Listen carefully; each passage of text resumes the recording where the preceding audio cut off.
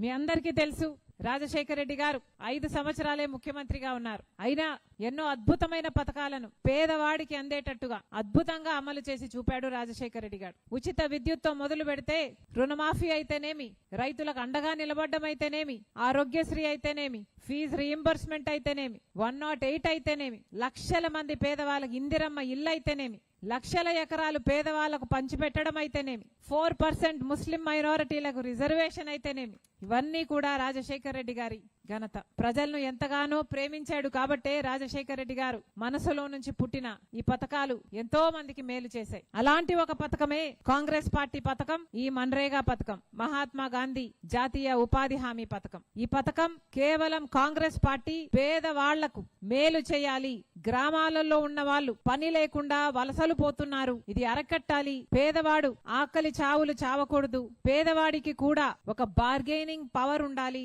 Dignity of labour ఉండాలి అని పెద్ద ఆలోచనతో ఈ ఉపాధి హామీ పనికి శ్రీకారం చుట్టింది కాంగ్రెస్ పార్టీ. 20 ఏళ్లు అయింది ఈ పథకం మొదలై. కాంగ్రెస్ పార్టీ అధికారంలో ఉన్న 10 సంవత్సరాలు ఈ పథకం బ్రహ్మాండంగా నడిచింది. ఇప్పుడు బీజేపీ పార్టీ అధికారంలోకి వచ్చి 11 ఏళ్లు అయింది. బీజేపీ పార్టీ అధికారంలోకి వచ్చినప్పటి నుండి ఉపాధి హామీ పనికి గండి పెడుతూనే ఉన్నారు. క్రమేణా సంవత్సరానికి జాబ్ కార్డులను తగ్గిస్తూ వస్తున్నారు. అసలు రాజశేఖర రెడ్డి గారు ఉన్నప్పుడు ఎంత వైభవంగా జరిగేదంటే ఇది 1,10,00,000 జాబ్ కార్డులు ఇచ్చారు.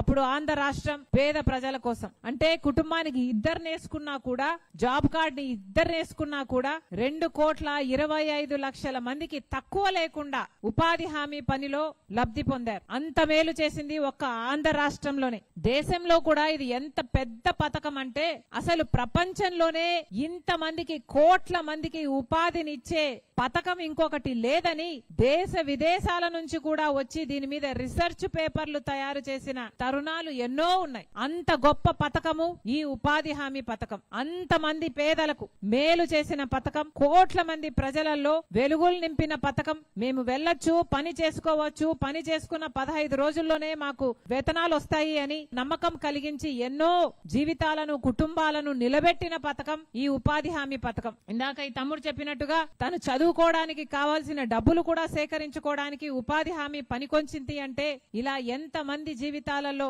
మార్పు తెచ్చింది ఈ ఉపాధి హామీ పథకం. అలా ఇంతవరకు నిలబడిన ఈ ఉపాధి హామీ పథకాన్ని ఇప్పుడు బీజేపీ పార్టీ ఈ పథకాన్ని తొలగించి ఇంకొక కొత్త చట్టాన్ని తీసుకొస్తున్నారు. దాని పేరు విబి గ్రామ్. మహాత్మా గాంధీ పేరు ఉన్న ఈ ఉపాధి హామీ పథకాన్ని తొలగించి విబి గ్రామ్ అని బీజేపీ కొత్త చట్టాన్ని తెస్తుంది. అంటే మహాత్మా గాంధీ ని ఖూనీ చేసిన ఆర్ఎస్ఎస్ సభ్యుడు గాడ్సే ఎలాగైతే మహాత్మా గాంధీని హత్య చేశారో, ఇప్పుడు మహాత్మా గాంధీ పేరు ఉన్న ఈ ఉపాధి హామీ పథకాన్ని కూడా ఖూనీ చేయడానికే పుట్టాడు నరేంద్ర మోడీ. ఇద్దరికీ పెద్ద తేడా లేదు. గాడ్సే మహాత్మా గాంధీని చంపాడు, నరేంద్ర మోడీ మహాత్మా గాంధీ ఆశయాలను చంపుతున్నాడు. ఇద్దరికీ పెద్ద తేడా లేదు. అందుకే చెప్తున్నాం, ఈ కొత్త చట్టం అన్నది గ్రామ స్వరాజ్యానికి విరుద్ధం. మహాత్మా గాంధీ పేరు దీనికి ఎందుకు పెట్టారు అంటే గ్రామంలో కూడా పని కల్పించాలి, గ్రామానికి కూడా ఒక అర్హత ఇవ్వాలి, ఒక రైట్ ఇవ్వాలి, ఒక పవర్ ఇవ్వాలి, గ్రామాలలో ఏ పనులు కావాలో నిర్ణయించుకునే శక్తినివ్వాలి,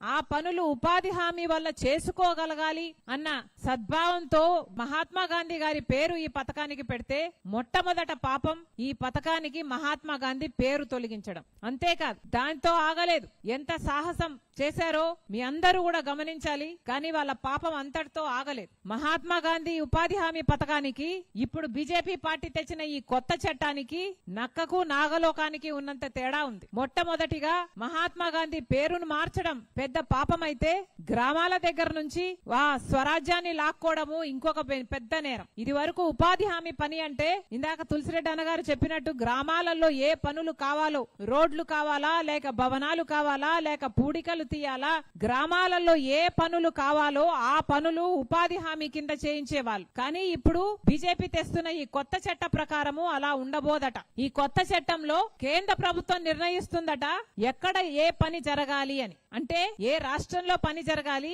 ఏ జిల్లాలో పని జరగాలి, ఏ గ్రామంలో పని జరగాలి అని వాళ్ళు చెప్తారట. అంటే వాళ్ళకు నచ్చిన రాష్ట్రాలకు ఎక్కువ పని ఇస్తారు, నచ్చని నా రాష్ట్రాలకు పని ఇవ్వరు. బీజేపీ ప్రభుత్వాలు లేని చోట పని ఇవ్వరు.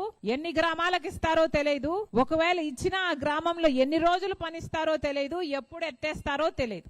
గ్రామాలలో జరగాల్సిన పనులు ఇక గ్రామాలలో జరగవు. ఒక పక్కన ఒక రోడ్డు పనో లేకపోతే ఒక కాంట్రాక్టరో ఏదన్నా పని చేస్తుంటే ఆ కాంట్రాక్టర్ కింద ఈ ఉపాధి హామీ పనిని అటాచ్ చేస్తే అప్పుడు ఆ కాంట్రాక్టర్ పని ఇచ్చి ఆ కాంట్రాక్టరు వేతనాలు ఇవ్వాలన్నమాట. అంటే ఆఖరికి ఇది ఎలా తయారవుతుందంటే గ్రామంలో జరిగే అభివృద్ధులు, గ్రామంలో జరిగే పనులు ఇక మొత్తానికే ఆగిపోతాయి. లేబర్ సప్లై చేయడానికి మాత్రమే గ్రామాలు పనికొస్తాయి. మొత్తం ఆ పక్కన కాంట్రాక్టర్ కు లేబర్ సప్లై చేసే యంత్రాలుగా గ్రామాలు మిగిలిపోతాయి.